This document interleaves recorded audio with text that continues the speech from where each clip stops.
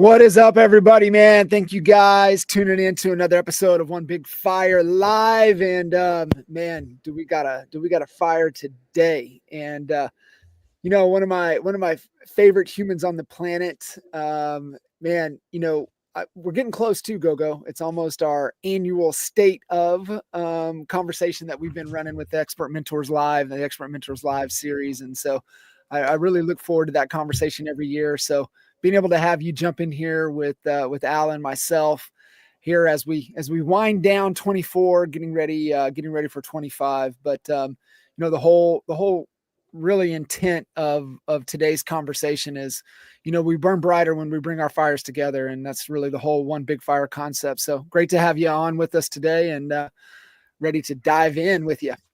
Thank you so much for having me. As you were talking, I showed my screen. It was 12:12 on my phone. So I'm huge on numerology and good luck. Yeah. Good place, good time with good people. Yeah. Awesome.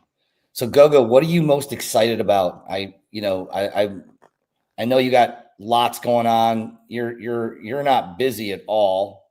That's a joke. You're always running around crazy. You have like 17 assistants helping you. Like literally you've built an empire and you've built it from the ground up. Nothing handed to you, my favorite Hungarian in the world. And you came over with no money to this country. I don't know how many years ago, maybe 15. Well, I had $400. Okay. It was $400. Wow. and borrowed. But you've built an empire. It's the American dream. And I remember the first time I met you, I'm like, wow. You lit the room up, and this girl's going to run, and you did beyond run. I mean, what are you most excited about? I mean, you've done it all. You've built products. You have multiple seven-figure awards from or 2 comma awards from your marketing and everything that you're putting together. What are you most excited about for 2025? What do you got going? That's crazy that you asked me this question right now. So I just went to Tony Robbins. Tony Robbins changed my life. I go to UPW all the time, which is Unleash the Power Within. I found Tony probably 7 years ago, and I have gone every year to UPW. And if you've never been to UPW, it's kind of like a marathon for your soul. It's called Unleash the Power Within. We all have power within, but we also have the little monkeys on our shoulders telling us, right? Like, you shouldn't do it. You're not good enough. You're not old enough. You're not smart enough. You don't have enough money. You don't have enough education, whatever the little monkey says, right?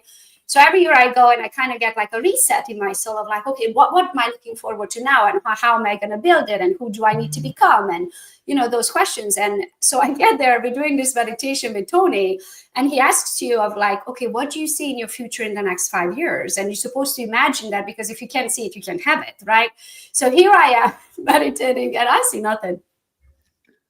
Like, I see nothing. Not one idea popped in my head, not one image popped in my head, So I was like, OMG, like my connection is broken. I'm thinking I lost my connection, right? So I was getting frustrated, and I was like, what kind of podcast is this? Can I like say the real words I was thinking? Whatever you want. Yeah. Okay. So I was thinking in my night, what the fuckity fuck? Like, what is going on? Why can I not see my future? Why can I use my imagination? Why don't I have my connections to God? And I call it collective consciousness. And I realized it's because I have achieved my wildest dreams.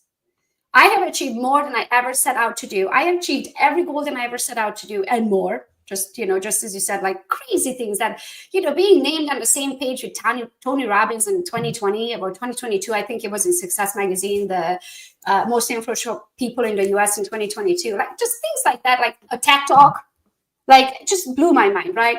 And so I realized that I am done with my hustle culture. I am done with the building phase and the chasing phase. How much money does one need to make? Is it ever going, I know it's never going to be good enough for me. I'm never going to wake up one day and be like, well, I guess I made it. Right? That's never going to come. But in the same time, I am so happy and content of where I'm at in my relationship with my husband, being married for 21 years. I love him more today than I love him when I married him. The relationship with our teenage boys, they're 15 and 17 and they're happy and healthy. My relationship with my parents, so many people don't have good relationship with their loved ones, right? Like I have an amazing relationship with my parents and my sister. I have best friends, so many of them, that if I needed a half a kidney, they would line up to see if they were a match, right? So we have financial freedom. We have 800 credit score. We have investments. I have no debt. Like saying these words, like, guys, when I joined EXP 6 years ago with you guys, right? Yes, Dwayne and I were making about $400,000 that year, but we were $89,000 in credit card debt. Like we were poor rich, right? Like we couldn't afford pizza, but somehow be making almost $500,000, right? So to answer your question, what am I looking forward to? I'm looking forward to enjoying what I have built. Like I ran around like chicken head cut off in the last 6 years. Like I literally have worked myself into oblivious. I was beyond exhausted and so many times at the burnout, but I pushed through it because I had another goal that I had to reach, right? And so 2025 is going to be the end of my hustle culture and the beginning of who God wants me to be. So I will only be doing things because God called me to do it and I feel like it, not because I'm making money. How do you, so, because I see this with a lot of people that once even, to your level of true freedom, Bet David talks, there's always another level, right? So it's, his ladder is survival, status, freedom, then legacy. And so, I think, Al's in the legacy phase. Hold on. I have to write this down. What did you say? Survival? So Bet David talks about, there's always a level, right? Yeah. When you think you've achieved a level, there's always another level. And his first is survival, right? So think about that. We'll do anything for survival. Well, I mean, we will like whatever. Pay the bills, feed the kids. Yeah. Anything for survival. But then we get into kind of status. And this is where Kinder and I got hung up in status for way too long. In our real estate career, last month was 20 years that I've been with Kinder. So as a coach, I was reflecting back on if I was coaching, these two 27-year-old punk kids, this is what I would coach them today on. And what I would coach them on is do not get hung up in status. There is another level, and that next level is freedom. Now, would we be sitting here today if I was coaching us back then? Probably not.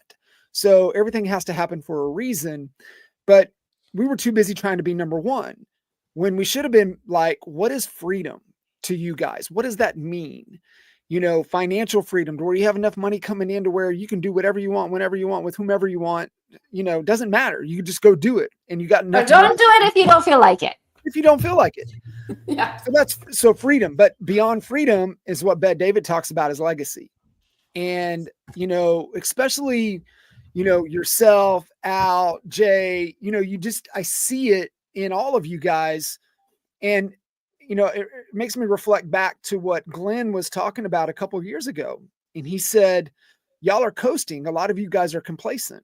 And I'm like, well, a lot of us worked our ass off to get here to be able to breathe for a second. And so, but when you remember, there's always another level. And I think where you guys are at is right now, it's a legacy. And, I love, Al still carrying the Stasek name, the Stasek brand, got the boys helping the boys invest, already starting to build that freedom. So I think for you, Gogo, what is that next level? What is legacy? I know it's like, whatever God is calling me to do, that's great. But what am I going to take the initiative on? What am I going to continue to pursue? What is legacy for you? So 2 things, right? I want a breather between freedom and legacy, just because the way it lined up for me, right? My kids are just a hair younger than Albie's. They're 15 and 17, right? I moved out when I was 14. Could you imagine? Like I would not have my oldest child now for the last 3.5 years if he did what I did to my parents, right? So I know they're already very entrepreneurial. They already know what they want to do. Neither one of them wants to go to college. Both of them want to do what they have their mind set on, right? So I know that my birds are going to free in the nest in one of them in 1.5 years and one of them in 2.5 years, right? And so I want to because I spent so many years of their childhood chasing. Then was I really a mom? I mean, I was proud to say that I was home, right? But was I really a part of their life? Not really. Like even if I went to a game, I was doing this. And at the end of the game, I had to ask the other mom, did we win? right? And I don't want to do that anymore. So in the next 2 years, as much as I want to become who God wants me to become, then I don't necessarily feel like that's tied to real estate. I do know that I am meant for great things and I want to change lives. For me, what really burns at the core is the American dream, right? Like if I stayed in Romania, I would have never been able to achieve a hair of what I'm able to do here in the US. And I also feel like so many of the Americans who are born here, they just like, the fact that I was born into communism, I have what to compare a bad life to a good life. I feel like Americans don't have that. So maybe I can be that pillar to wake them up and be like, listen to me. Like, you don't know what it's like to get an orange for Christmas. And by getting an orange for Christmas, I was like the kid in town. Right? So I feel like my calling is to wake the people up who are sleeping so they go for their dream, because this is the best country to be in. I just don't think it's the time. So I'm going to be selfish for the next year and a half or so and spend as much time with my family and my friends as I can, and also to make up for the years that I didn't, right? So I am lucky today that my bestest friends still are my bestest friends, because there were 6 months in between 2 phone calls many times. There were many birthday parties and Christmases and things that I just couldn't go to because I was here traveling or they're speaking, or, you know what I mean? So I need to make up for the time so I can feel like I have a life and I can feel fulfilled. And then after that, it's going to be, so I've got to take a breather between freedom and legacy personally. And then after that, I am going to be, I don't know what it looks like. I know what I think it looks like, but to be honest with you, when I went to this Tony Robbins event and I tried to imagine it, I saw nothing. So I think it's something very different of what I want and what God wants for me. And since the difference is so big between the two, I can't see it yet. You know, it's like when you're out seeking something so hard, it may not appear. So it feels like what you're saying is you just kind of have to like let it come to you. Exactly. You know, Tony Robbins said it at this event that, sorry to interrupt. He said at this event, it doesn't matter how hard you run towards, I think it's east, right? You're never going to see a sunset. So, whichever, I don't know my east from my west, but you know what I mean? So I'm wondering if I'm not seeing it because I'm not looking in the right direction. Yeah. Maybe I just need to turn around. So Reese talks about life by strategy. We've talked about it. You know, John and it was John, Jay, Blake, and I. We were in the St. Thomas, Virgin Islands. By the way, you and Dwayne should go because they have an extra room. By the way, we did. What is that? Saturday after Thanksgiving, so in about a week. Yeah. So when you talk about life by strategy, there's an exercise that I do. I actually haven't done it in about a year, or actually 2 years. So I skipped last year, but I do it on New Year's Day. New Year's Day, I do what's Frank Kern's the perfect day exercise. And you can find it on YouTube. It's free. It's so powerful because it gets you, you know, I don't know, you know, Gogo, wherever you want, what's your perfect day look like? It's different for everybody, but it gets your mind thinking, and this could help, right? And I would, anyone watching this, listening to this, just Google or, you know, go on YouTube and just type in Frank Kern perfect day, go through the exercise. I would do it the New Year's Day because, you know, it changes, and write it down and use a notebook that says your perfect day on it, and use that for that day only. For that, you know, every year you do it, just redo the exercise and you'll see how things change, because your perfect day this year may not be your perfect day in 2 years, but you'll never know unless you get it out. Like a couple things, John, you've done it so many times. I mean, you can go through it. The one thing is, where are you going to wake up? Who's going to be next to you? What are you going to have for breakfast? What are you going to do for lunch? Are you going to go work out? What is your perfect day? Money doesn't matter. It's just, what is it for you? Where are you at? Are you going to have sand in your feet? Are you going to walk on the beach? Like, what does it look like? And then by getting very clear on that, only then can you then reverse engineer your life by strategy. And it's so important. Everyone does business planning right now. They should be doing life planning, strategy, life by strategy. What does it look like? What are you not doing? Who needs to be deleted? from your database of people that you're pouring energy into. There's that too, you know? Mm-hmm. Like we had this moment last night. Dwayne and Duke they went grocery shopping. They bought this stuff for like stir fry, right? And they're out in the backyard, and I was in the front yard. And since we have this like tunnel between our neighbor and us, I could hear the whole conversation, right? And I'm catching up on my phone because I had a busy day, and they were back there cooking and stuff. And I could hear the way they talk to each other, right? And I could hear my youngest personality developing. Like he's turning into like a human. Like he was a human, but you know, I mean, like a personality and the things he says and stuff. And I was like, it was one of those moments, and I'm like, oh my gosh, I'm so thankful for this moment. And I want so many more of those moments of like hanging with our kids, right? Like they're just getting their personalities. It's such a like bright-eyed moment because it's like I'm watching them grow up, right? I am so excited, but I don't want you guys to think that I'm not going to like keep my commitments. Like I am very much, I'm a firm believer you're as good as your word, right? And so I narrow down my commitments that I must keep.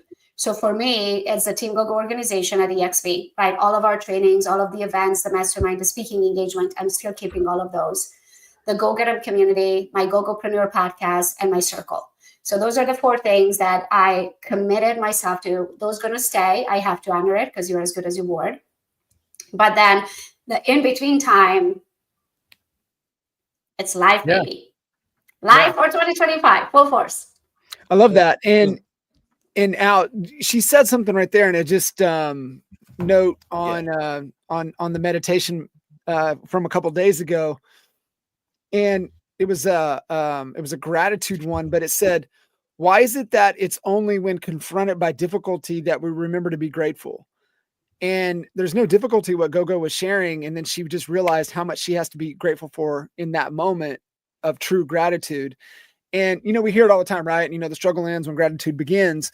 But sometimes, you know, we need to be really appreciative and aware. And to your point, Gogo, when you slow down enough to just be present, you're able to be aware and listen a lot more than not. And then also, I remember someone asking if you knew you're dying in 6 months, what would you still be doing these things? With many of those things, and I looked at my calendar. It's like, oh hell no, I wouldn't be doing it, right? Yeah. So that's how I want to look at this upcoming year of like, what do I really want to enjoy doing? I just didn't. I feel like, guys, I did not have a life in the last 6-7 years. I had no me time. I made all of this money and I had no time to spend it. I had no hobbies. Like, it's not like I picked up, you know, pickleball or like literally have no hobbies. I worked. That's all I did. I worked, I ate, I worked, I ate, I worked, I ate. And yes, it may look like I traveled, but every time I traveled for work. And I may or may not run pick up pickleball. You'd be a great pickleball player. And it's so much fun. And it's like a social thing, you know? So much fun. It's addictive. You get hooked. Yeah. I love it. I used to play ping pong in Romania because in Romania, ping pong was big. And between the apartment buildings where I grew up, we used to have like these cement ping pong tables, right? So I became, I would say, pretty good at ping pong, right? And this is like ping pong on a tennis court. Yeah. I love it. It is. I absolutely love it. With a wiffle ball. Yeah. I love it. So that, and then I want to pick up, you guys ready? Here's my other thing that I want to do. I want to be a drummer. Cool. So these are my first, these are pens. I was going to say, those are little mini drumsticks. Really, yeah, but I was telling my friend that I want to pick up drumming, and we were at the airport, and she saw these pens, and she goes, "Here's your first drumstick, the very first drumsticks. They're pens." So I want to have time for hobby. I also want to learn to cook better. I would say I'm a very good cook, but I want to learn things that I don't know how to make, and I want to take up dancing. Fencing? No, dancing. Oh, dancing. I might want to poke some people with some metal rods at times, but dancing. Well, you know, it's so funny that you're saying you don't have a hobby, and I think that it's healthy. I need to shed some hobbies. I have too many hobbies. Really? And you know, I'm playing hockey, tennis. I'm doing all these extracurriculars, and sometimes that overwhelms me. And you know, a golf here and there, and doing this, but you know, I structure my day with my calendar and I block off and I just have, there's non-negotiables. I won't take appointments after 4:00. Just not going to do it, and I don't work, I do work on Fridays, but really it's Monday through Thursday, and Fridays, another Reese thing, Freedom Fridays. I work on my future. On Fridays, I'm either working on business planning, I'm looking at real estate, apartments, things of that nature, or I'm just doing nothing. I allow myself to do nothing if I'm not working on one of those things. So I think it starts with your calendar, Gogo. Yeah. And you and Dwayne should get out and buy some pickleball. Just do it. Buy the paddles. We did. Oh, you and did? I got some new ones at EXPCon that says EXP on them. Oh, you did? Mm-hmm. They're so cool. Of course you did. They're so cool. I'm so excited. I love it. We started playing it and I absolutely love it. I see some sunshine, right? But I don't want people to think that I'm just going to be doing nothing. I really don't know how to do nothing. That's not an option for me either. If I have too much time on my hand, my brain starts going down in a dark alley, and that's not healthy either. I just want to find like a healthy balance between life and a little bit of work, right? Because in the past, I didn't necessarily have a healthy balance. It was all work and not a lot of life. I hear you. It is. It is finding that, something, it's purpose. And I know, you guys got to see Jesse Itzler speak at EXPCon. And then if you haven't had a chance, he was on Ed Milet's podcast last week. It was a really great conversation. And, he challenged Ed a little bit, thinking about end of life. And, Jesse thinks a lot about that. And, he thinks about how many summers he has left with his kids, right? He thinks about those types of things. And because he just lost, I think, his mom and dad and his sister, right? And in a couple of years. I think he mentioned that on stage. And, for him, and it's a great reminder of, never taking any day for granted, but always working, towards a bigger life. And, one of the exercises to kind of think about, and I see it with a lot of people just from on the coaching side of things that have lost, sight of desire. And so when you can create and manufacture that desire, that's where the vision boards and things come in. But, really thinking about, what's on that obituary, right? Like what Jesse even thinks about, he's already picked out his headstone. He already knows what it has on there, and it's already it's done. Right. And so he's living up to that. And it's that whole, definition of hell thing, right? You get to the pearly gates and you meet the person that you could become. However, in Goggins, sense, he's going to show up better than, the person that's staring back at him. And so I think there's just all these different exercises, like Al's talking about perfect day scenario, which really pulls out core identity. You've got, write the obituary. It's just do these things, because I think I've seen it way too many times. Like you said, if you don't have the desire, if you don't have a bigger purpose, then that's where the mind starts to have a little bit too much time. And that's where, could lead down paths that we don't want to go. Yeah. And also, whichever muscle you use, that's the muscle you grow, right? So since I was so head down into work in like a decade of my life, right, which is a quarter of my life, really, I'm 42 years old, right, that how to plan a day when you're not planning it for work, it's almost like I don't even know where to start. Yeah. That's why I'm like, I can't even see that, what it looks like, because the last decade, I literally was like an ostrich. Put your head in the sand, and that's where you're just get it done. One of the best examples of the perfect day scenario is in Dan Martell's book, Buy Back Your Time, to where he lays out Oprah's day.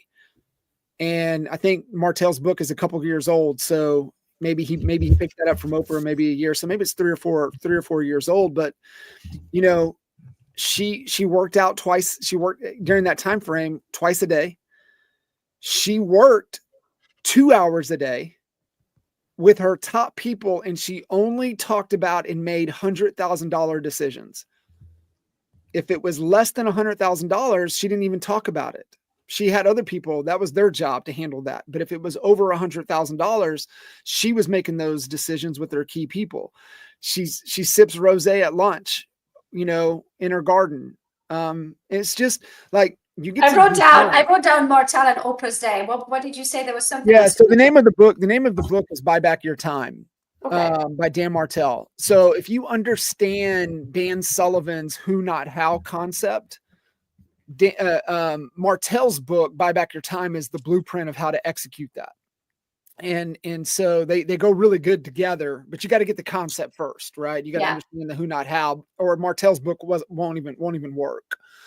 And so it's just really, really good to understand, to Al's point, we live in a creative world. And if you do what you think you should do, then you're going to be living on somebody else's agenda. And it's a blank canvas. And I like Al's point, right? Find a time frame, a marker every year, and revisit, what does freedom look like for me now moving forward? And just look at life as a blank canvas. And I want to design it however I want to design it. And that's why I have the luxury to do that, is because talking about the who, not how.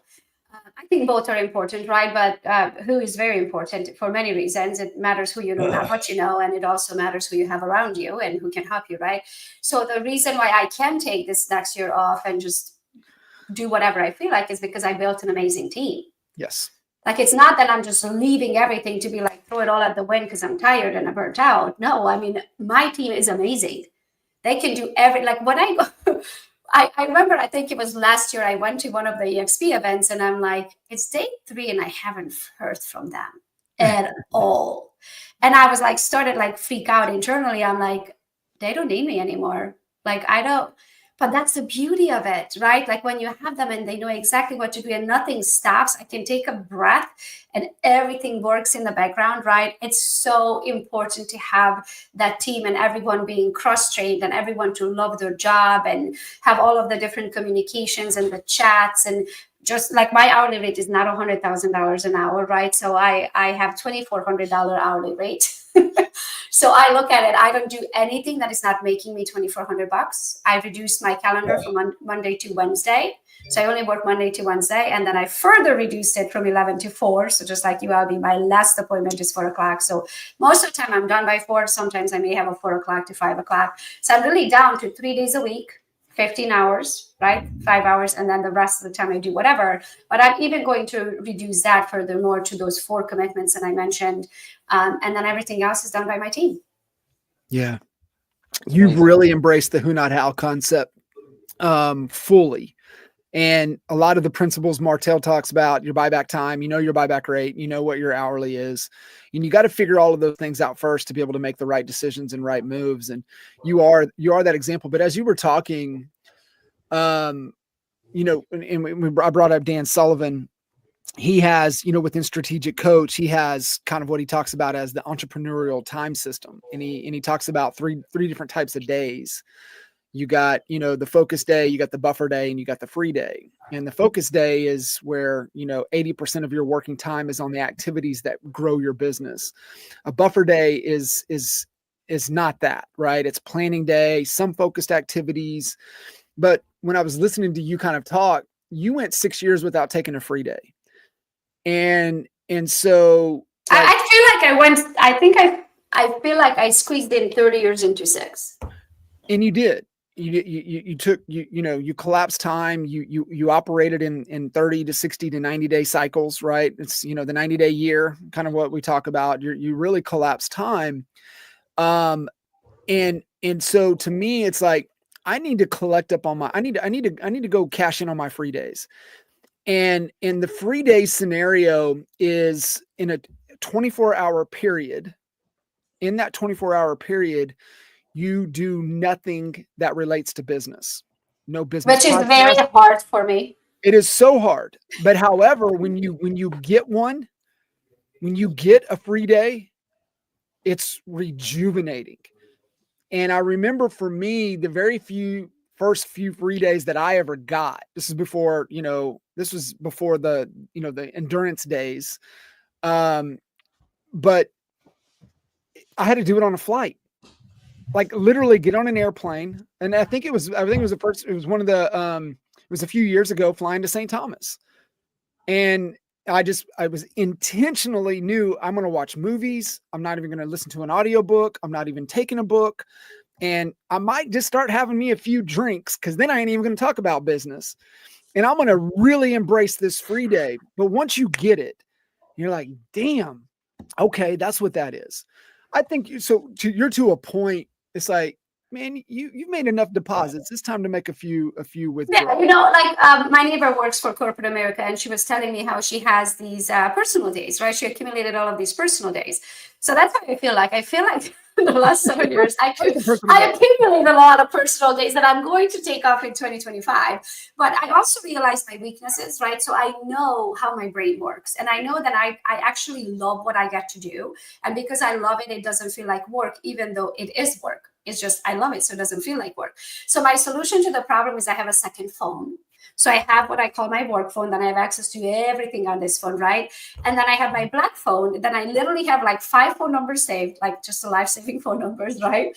And then I have Instagram, and that's it. I don't have WhatsApp, I don't have Facebook, I don't have any of the work apps. I can't even check my email. Granted, I don't check my email anyway, but like I have nothing on there. Instagram I enjoy. I want to still document my life, right? So I have Instagram and 5 phone numbers. So from now on, when the day comes, when we hit Thursday, I'm grabbing the black phone. I'm going to hand my phone to someone, anyone, hide it from me, right? Until I get into the habit of I don't feel the urge of checking it. I still feel the urge of checking it. So my solution to the problem is getting a phone that has nothing on it. So I can't check it. You can get you an old flip phone. What are you talking about? I can't even message my assistant to ask her, I'm like, hey, what are the numbers on the blah, blah, blah? Because that's what my brain does, right? I'm constantly thinking business. So I'm going to force myself of not having access to anyone, my kids, my husband, my best friend, and that's it. So Gogo, just kind of on the flip side, just from, your perspective of, just from, kind of giving some mentorship, some guidance to the agents that, aspire to be them, put themselves in the position of kind of where you're at. Where would you tell them to narrow their focus going into this new year? Say, hey, quit trying to do so much, less is more, focus here. If you want to build to get to the point to where you can take a month of free days, to where you can slow down and live a little, you need to focus on this moving into 25. What would you kind of your guidance be? Well, that's a loaded question. So there was a study done. They put these people at a round table and they gave them these little paper notes, right? And they wrote down, they said, okay, write down all your problems. And people started writing it down. Now fold it up and put it in a pile in front of you, right? And then everybody was writing, created their own pile. And they said, okay, you have options. You can put it into the middle, mix it up and take another pile, or you can keep your own pile. And 100% of the people kept their own pile. So I feel like in order to go through life, you have to go through these lessons, right? So you can't go, as you said, these steps of survival, status, freedom, and legacy. You can't go straight to legacy if you haven't put in your time, right? So I can't answer the question, what I would tell you to do. I would tell you to do, figure out what level you are on and do that. And hard work. Put your blinders on like a racehorse and don't look at whoever else. Like I have no competition in my mind. I don't care what anybody else is doing. Everybody else is building their own life. It doesn't affect my life whatsoever. What I need to concentrate on is what I want and how am I going to get there the quickest possible way. And I call that the internal GPS, right? Like in order for the GPS to work when you get in the car, there's kind of 2 steps to it, right? A, you have to admit up where you're at. That's the satellite says, hey, you are right here. Where would you like to go, right? And then you say, this is where I want to go. And it's most importantly, in real life, you need a deadline. So Tony Robbins says, most people say, I want to make more money. $1 is money. You're going to make it when you're 95. That is not what I want, right? So when I get into my car, my GPS says, I'm here. This is where I want to go. So what I would say, own up to where you are. Look yourself in the eye in the mirror and say, this is where I'm at. Like it or not, this is where you're at. And this is what I would like to be by December 31st of 2025. And then figure out, what is that? Is that for you survival? Like, or do you just need to make the money to pay the bills right now? right? And get yourself out of credit card debt, or, pay for your children's college, or maybe you didn't put any money away for retirement, or maybe you have no investment properties. Maybe you've been in real estate for 25 years and you have nothing to freaking show for it. I don't know what that is. You look yourself in there and you decide what is that, and then get yourself to those levels. Like no one's coming to save you. There's no Staples easy button. Like the only way through it is hard work, right? The more you learn, the more you know. I always say you get paid for the hour. What you bring to the hour, the smarter you get, the more money you make. You have to feed your brain. So whichever level that you are on, there's always a next level. You're going to get through knowledge. Knowledge takes me, though. You can spend 10, 20, 30 years of becoming really good in something, or you can buy speed by buying somebody else's knowledge. It took me a lot of years to learn this lesson because I was cheap. I was like, I'm smart. I can figure this out. I'll just stay up until 4 o'clock in the morning and get to the end of Google and the end of YouTube. And yes, you can do that because you're smart enough to do that, just like anybody else was smart enough to figure it out, but they spent their lifetime on it. The question is, do I really need to be really good at SEO, or do I just need to know enough to be dangerous? And why don't I go to an SEO specialist who spent the last 25 years on becoming an SEO specialist and get what I need to know in a 6 months contract in 1 hour a month? And now all of my websites are A-rated, right? So what I would say is pay for knowledge, pay for speed, right? And you can do that through books. I read a lot of books. I don't listen to them because I learn through my eyes.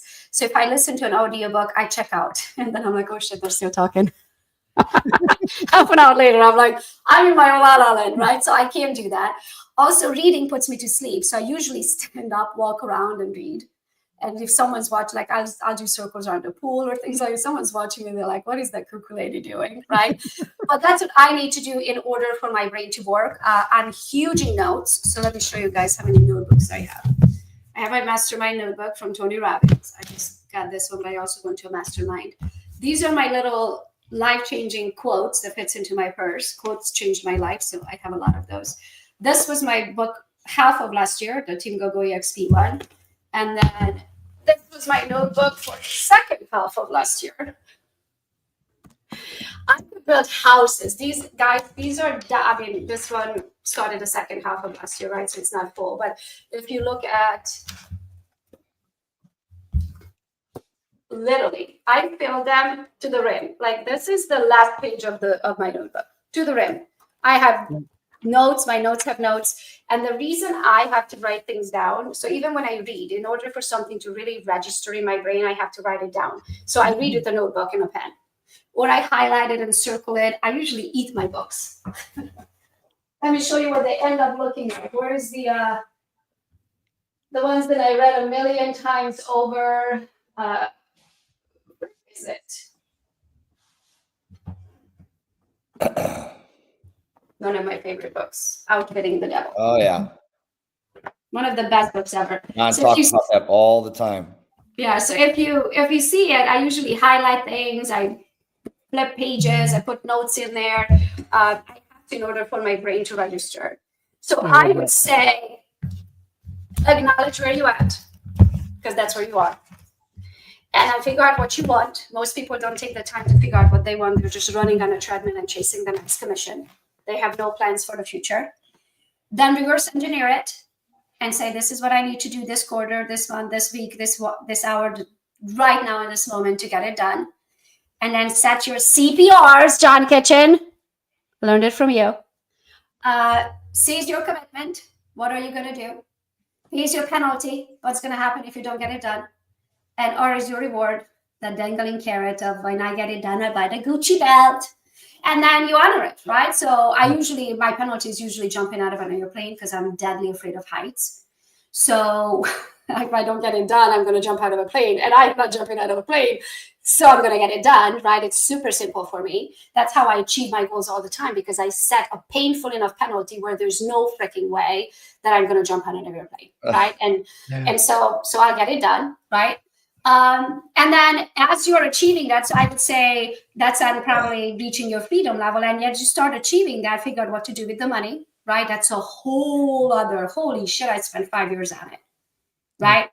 Because I remember 1 year I was like 400 some odd thousand in taxes. And I was like, let me get this straight. Okay, let me get this straight. I worked, I don't even know, 10 times as hard to double my income, to pay so much on taxes, then I make less money than I made the year before because I tested out on taxes. I don't like this game. It's not mathing for me. So then I had to figure out that phase of life, what to do with the money, invest it, and then now you start your money making money, so you don't have to chase the hour to make your money, right? And then finally, you have some time to take a breather and relax and enjoy the rest of your life. But it's never going to be good enough for me. I'm just excited that I don't necessarily have to do things for money anymore. I'm still, of course, chasing the money and I want more. I was willing to do things in the past, even if I hated it, all the way to the bank. Yeah. Makes sense. And I'm not willing to do that anymore. So whatever phase of life you're in, admit it, work hard, build a team, replace yourself, make some good financial decisions, get yourself out of bad debt and get good debt. Yeah. Get smarter, ask smarter people, surround yourself, you're the average of the 5 people. So you have to pay. I think one of my biggest tips is pay for masterminds. Yeah. Pay to be in the room, because you're never going to learn faster than from the people who've been there, done that. That's right. Collapse and mistakes are costly and expensive. Like, I can't even tell you. I know masterminds and coaching is expensive too, but I'd rather get smarter than learn on my own skin. Yeah. Collapse time. My biggest takeaway from this call is, and I mean, you said it in a different way, but it's, John asked, what advice would you give someone that wants to they got to work on their personal development? Like, it's the first thing you said. You would have 6 inches between your ears. Just go to it once. No. You don't just go to it like one time and then tip your toe, and you're like, this is like, it's like an exercise. You do it every year. You're resetting. You're constantly refreshing your brain, finding inspiration. So you stay out of the rut. So you stay out of the, like what you were saying, John, because if you're coasting, you're just coasting.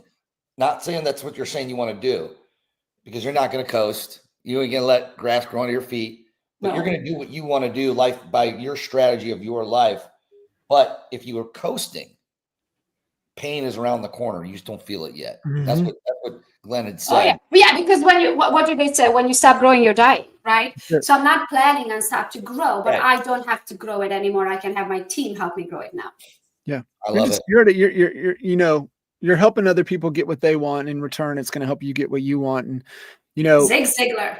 Yeah, and Al nailed it, right? It's the personal development, but it's like what you said, right? The first part of the GPS. Where are you at? And I think, the biggest hurdle for a lot of people, and they have to understand that all progress begins with telling the truth.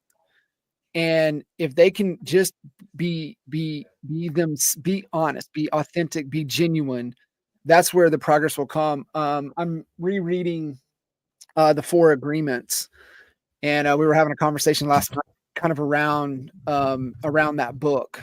And the first law is be impeccable with your word, and essentially be truthful in your word.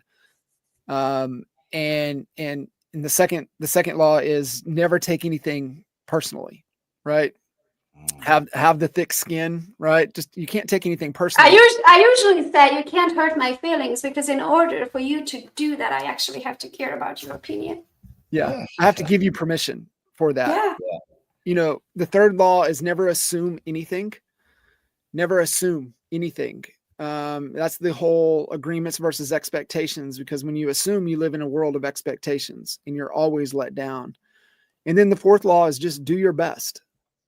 And what he talks about is that if you do your best every day to keep your word and make your word impeccable, to do your best every day to not take anything personally, to do your absolutely best to never assume anything.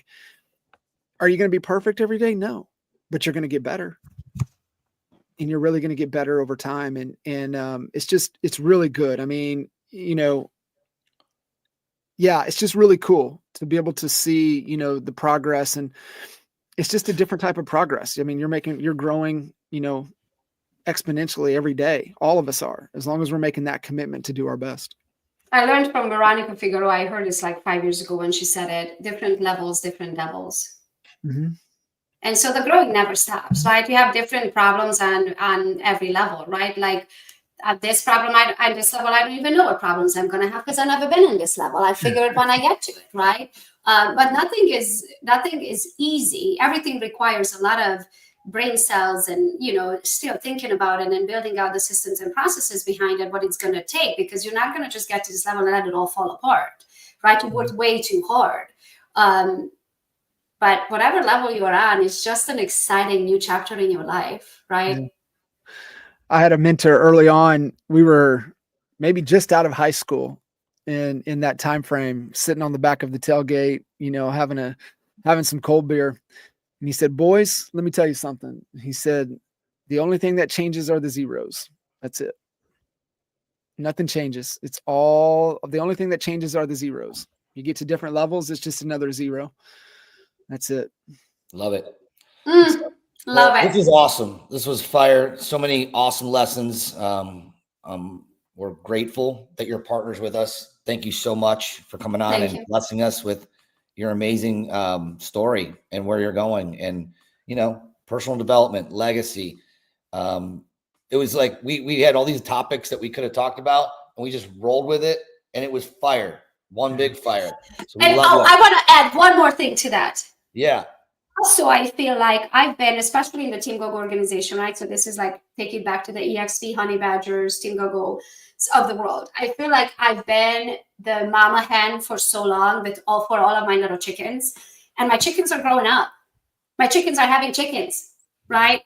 So I feel like it is time for the next generation of leaders. And in order for that to happen, I kind of need to get out of the limelight, right? And give them the floor and give them the stage and let them shine. It's their turn. It's their generation to shine. So I think that's where we are going within the EXP Team Gogo organization. It's my leaders, the next generation of leaders are getting thrown into the water to lead.